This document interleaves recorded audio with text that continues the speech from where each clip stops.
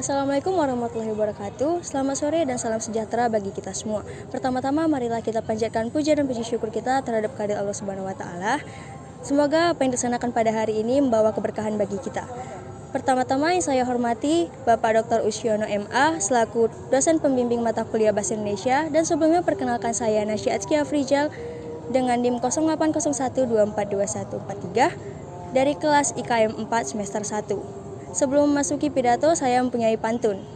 Embun pagi menyapa dedaunan, burung berkicau di atas ranting. Hormat saya kepada penonton sekalian, semoga semua dalam suasana tenang dan bahagia. Pada kesempatan kali ini, izinkan saya menyampaikan pandangan saya mengenai komunikasi tulisan dan komunikasi lisan pada kehidupan sehari-hari. Komunikasi lisan adalah bentuk komunikasi yang kita gunakan sehari-hari.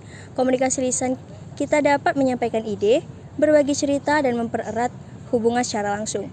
Ada beberapa keunggulan dari komunikasi lisan. Yang pertama, interaksi langsung. Komunikasi lisan memungkinkan kita untuk merespons secara real time. Saat kita berbicara dengan seseorang, kita dapat melihat ekspresi wajah mereka, mendengar intonasi suara mereka, serta memahami pesan secara lebih mendalam.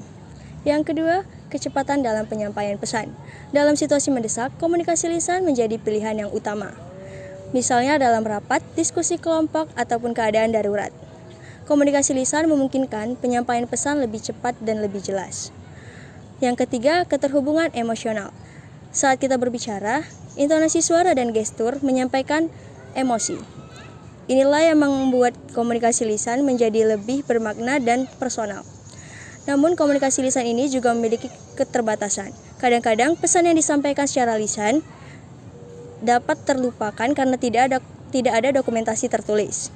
Oleh karena itu, disinilah komunikasi tulisan memiliki peran penting. Selanjutnya, komunikasi tulisan adalah bentuk komunikasi yang mendokumentasikan pesan secara permanen. Contoh penggunaannya dalam surat, email, artikel, hingga dokumen resmi. Adapun keunggulan komunikasi tulisan, yang pertama, keabadian informasi. Komunikasi tulisan memberikan rekam jejak yang dapat diakses kapan saja. Sebuah kontrak tertulis, misalnya, dapat menjadi bukti hukum yang sah. Yang kedua, ketelitian dalam penyampaian pesan. Dalam komunikasi tulisan, kita memiliki waktu untuk menyusun kata-kata dengan hati-hati. Ini sangat penting untuk menghindari kesalahpahaman, terutama dalam konteks formal. Yang ketiga, penyampaian ke banyak orang. Melalui tulisan, kita dapat menjangkau audiens lebih luas. Sebuah artikel di media sosial, misalnya, dapat dibaca oleh jutaan orang di berbagai tempat.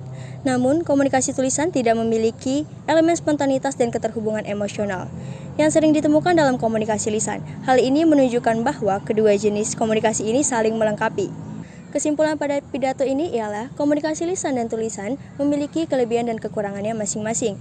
Dalam kehidupan kita, keduanya tidak dapat dipisahkan. Ketika kita ingin membangun hubungan personal atau menyampaikan pesan secara cepat, komunikasi lisan adalah pilihan terbaik. Namun, ketika kita membutuhkan dokumentasi yang jelas dan permanen, komunikasi tulisanlah yang menjadi pilihan utama. Oleh karena itu, kemampuan untuk menggunakan kedua bentuk komunikasi ini dengan efektif adalah kunci keberhasilan dan kehidupan pribadi maupun profesional. Mari kita bersama-sama mengasah kemampuan berkomunikasi kita agar dapat menciptakan dampak positif bagi diri kita sendiri, masyarakat, serta pun keluarga. Sebelum menutup pidato ini, saya akan menyampaikan pantun. Hujan turun menyirami bumi, tanaman subur tumbuh dengan ceria.